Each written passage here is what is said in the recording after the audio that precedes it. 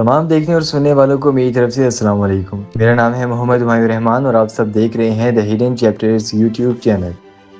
ناظرین کرام، آج کی ویڈیو میں ہم سمجھنے والے ہیں ایران کے نئے ڈانسنگ میزائل کے بارے میں۔ یہ میزائل اصل میں ہے کیا اور یہ کام کیسے کرتا ہے اور اس نے کس طرح امریکہ اور اسرائیل کی ناک پر دم کر رکھا ہے۔ تو آئیے اس ویڈیو کو سٹارٹ کرتے ہیں۔ ناظرین کرام، ڈانسنگ میزائل کوئی آفیشیل نام نہیں ہے بلکہ یہ ایران کا سجیل بیلسٹک میزائل ہے جس کو ڈانسنگ اس لیے کہا گیا ہے کیونکہ اس کی کچھ ایسی ایبیلٹیز ہیں۔ یہ ایک ایسا میزائل ہے جو کہ مڈ ایئر کے اندر اپنا پاتھ وے سارا چینج کر دیتا ہے، زگ زیگ کے پیٹرن کے اندر چلتا ہے اور اسی وجہ سے ایئر ڈیفنس سسٹم جیسے کہ آئرن ڈوم وغیرہ اس کو یہ کنفیوز کر سکتا ہے۔ لہٰذا اس سجیل میزائل کو انٹرسیپٹ کرنا بہت ہی زیادہ مشکل ہے۔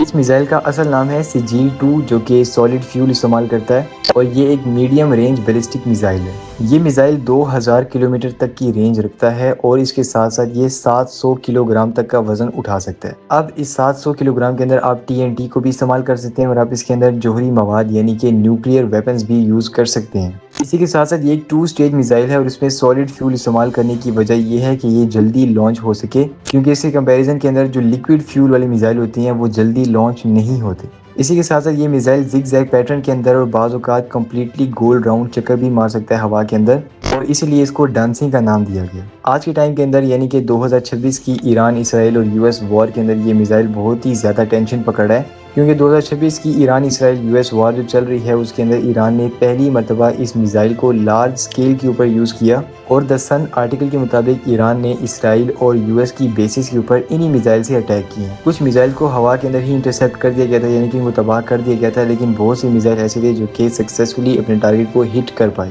بہت سے میزائلز نے ایئر ڈیفنس سسٹم کو بائی پاس بھی کیا اور سچویشن اتنی سیریس ہو گئی تھی کہ ملٹیپل کنٹریز نے گلوبل الرٹ کا ایشو بھی جاری کر دیا۔ اس میزائل کو ڈانسنگ کا نام اس لیے دیا گیا ہے کیونکہ جو نارمل میزائل ہوتے ہیں وہ سیدھا جاتے ہیں اور ڈیفنس سسٹم پر لاک کرتے ہیں۔